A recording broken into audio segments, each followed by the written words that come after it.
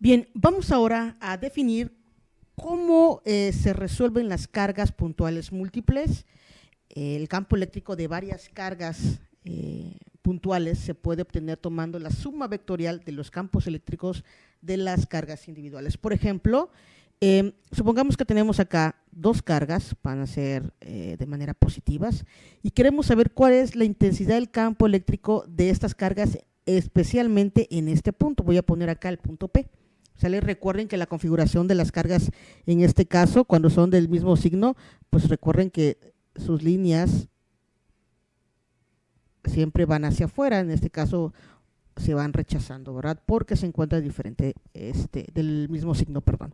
Entonces, yo quiero saber cuál es la intensidad de la carga eléctrica, del campo eléctrico, precisamente en este punto, ¿ok? Entonces, como dijimos, cuando es positivo, las líneas equipotenciales o las líneas radiales van hacia afuera, obviamente, pues la línea radial de iría hacia afuera y de la misma carga sería hacia acá. Básicamente las dos irían, las líneas equipotenciales, las líneas radiales en ese punto irían hacia afuera, ¿ok? Entonces, si nosotros lo hacemos de manera vectorial, supongamos que en el punto P, realizo aquí es el punto de manera vectorial, supongamos que esta es la carga 1 y esta es la carga 2, ¿ok? Entonces, de manera vectorial, como va hacia afuera, hacia acá representaría el vector de la intensidad de la carga 1 y hacia este extremo, hacia este lado de este cuadrante, estaría la intensidad de la carga 2, ¿sale? Básicamente así estaría representado.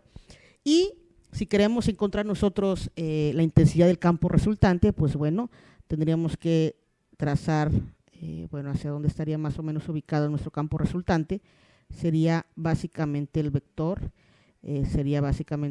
resultante. Puedo ponerle ER como intensidad del campo eléctrico resultante. Así estaría de manera vectorial las formas en las que se encontrarán las cargas puntuales, ¿sale? Básicamente en ese punto, en el punto P, que es y aquí vectorialmente lo estoy representando en este punto, ¿ok? Obviamente cada uno tendría su ángulo. Puedo ponerlo teta o puedo ponerlo el ángulo V, y en fin, y obviamente también la intensidad del campo resultante tendría su propio ángulo vectorial, ¿ok? Bien, por ejemplo, vamos a calcular, o cómo se calcularía, o cuál sería el procedimiento para calcular esas diferentes cargas puntuales. Supongamos que ya tengo mi diagrama vectorial de esa carga puntual, habíamos dicho, hacia acá estaría la intensidad del campo eléctrico 1, hacia acá estaría la intensidad del campo eléctrico 2, y bueno, obviamente cada uno tendría su propio ángulo, y quiero saber cuál sería su campo eléctrico resultante, o el vector resultante en este caso, ¿ok? ER. ¿Qué tendríamos que hacer como primer paso? Bueno, primero tenemos que encontrar cuál es el valor de la intensidad del campo eléctrico en el E1. Recuerden que la fórmula para encontrar la intensidad del campo eléctrico es igual a la constante K por la carga entre cierta distancia al cuadrado. Se recuerden que lo vimos aquí en esta fórmula, en las fórmulas anteriores, cuando estamos explicando, mejor dicho, las diapositivas anteriores, ahí tenemos la formulilla. Bien.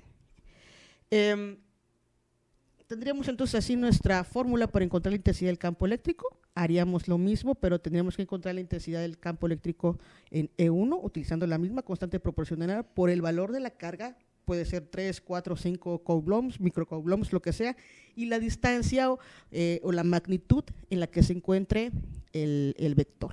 Muy bien.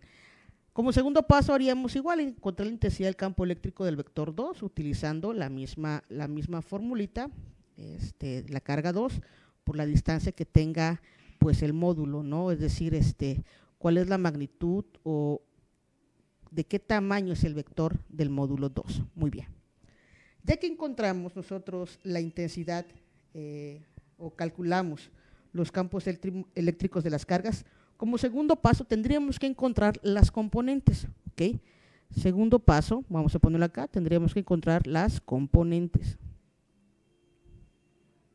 Tanto para el vector en E1 y para el campo eléctrico en E2, tendríamos que encontrar componentes E1 en X, E1 en Y, E2 en X y E2 en Y. Creo que este procedimiento básicamente ya lo has trabajado o ya lo hemos trabajado cuando encontramos ley de Coulomb. Recuerden que cuando es en X, obviamente estaríamos la intensidad del campo eléctrico por el coseno del ángulo que se encuentre en ese vector con respecto a la horizontal, y en Y, 1 seno también del ángulo. Por ejemplo, en E1, aquí estamos hablando que este campo eléctrico está cayendo básicamente en el cuadrante número 1, por lo tanto, aquí, sin poner signos, yo sé que aquí sería positivo y positivo en los resultados de este campo eléctrico, ¿verdad? Pero bueno, hay que respetar siempre los signos y hay que estar muy, muy abusados en esta parte. Haremos lo mismo con la intensidad del campo eléctrico 2, igual sería coseno del ángulo, y E2, seno del ángulo, e igual en este caso E2, como se encuentra en el cuadrante número 2, X estaría negativo y Y nos estaría dando el signo positivo. Muy bien. Como último paso tenemos que, como un penúltimo paso, después de las componentes, que el tercer paso tendríamos que hacer la sumatoria de las componentes en X, y lo mismo hacemos la sumatoria de las componentes en Y, ¿verdad?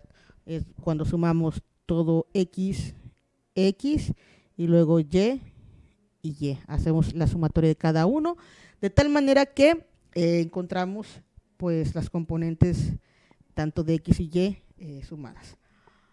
Como último paso tendríamos que encontrar la resultante, es decir, ya es para básicamente encontrar la magnitud y dirección de este vector resultante que tenemos acá, que es lo que resulta de las intensidades de los campos eléctricos, utilizando, con número 4, utilizando la fórmula de la intensidad del campo eléctrico resultante.